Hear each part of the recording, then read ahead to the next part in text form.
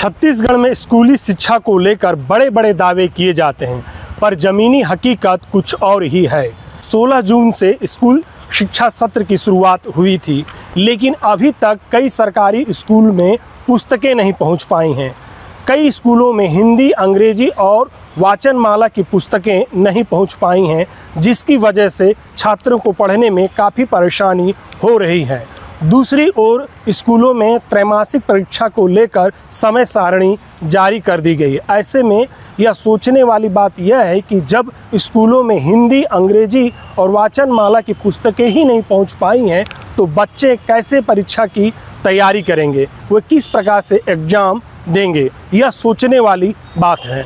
इस मामले को लेकर जब अमर उजाला ने कई स्कूलों के प्रिंसिपल से बातचीत की, तो कई प्रिंसिपल ने नाम न छापने की शर्त पर बताया कि उन्होंने इस संबंध में जो पिछले साल के बच्चे थे उन्हें तो पर्याप्त मात्रा में जो पुस्तकें हैं उपलब्ध हो गई हैं, लेकिन जो नए बच्चे इस साल एडमिशन लिए हैं उन्हें पुस्तकें नहीं मिल पाई हैं। और उन्होंने इस मामले में विभाग को जो है मांग पत्र लिखा है ताकि उन्हें पुस्तकें उपलब्ध कराई जाए, ताकि जो नए बच्चे हैं उन्हें पुस्तकें दी जाए।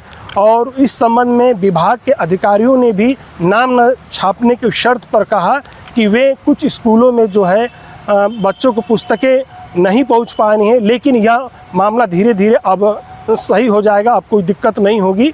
और दूसरी ओर स्कूल के प्राचार्यों का कहना है कि कई स्कूलों में तो उन्हें पुस्तकें मिल चुकी हैं, लेकिन कई स्कूलों में अभी तक पुस्तकें नहीं मिल पाई हैं। लेकिन धीरे धीरे यह स्थिति अब नॉर्मल होते जा रहा है। दूसरी ओर कांग्रेस ने इस मामले को लेकर शिक्षा विभाग और राज्य सरकार पर सवाल खड़े किए हैं। मामले में कांग्रेस का कहना है कि जब बच्चों को किताबें ही नहीं मिल पाएंगी समय पर, तो वे किस तरह से पढ़ाई करेंगे। सरकार जो है स्कूली शिक्षा को लेकर, बेहतरी को लेकर बड़े बड़े दावे करती है, लेकिन जब बच्चों को समय पर स्कूल में उन्हें किताबें ही नहीं मिल पाएगी, तो किस तरह से अपना पढ़ाई करेंगे और किस तरह से अपना करियर संवारेंगे, यह एक बड़ा सवाल है।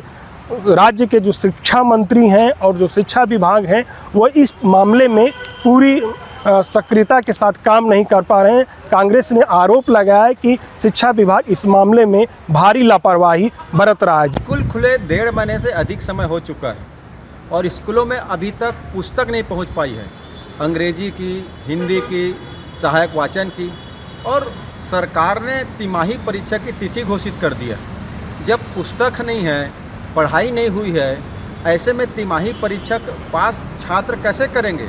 सरकार के इस नाकामी के चलते, इस लापरवाही के चलते बच्चे तनाव में हैं और पुस्तक को लेकर जो सरकार की जो उदासीनता सामने आई है, ये तो बहुत ही गजब है।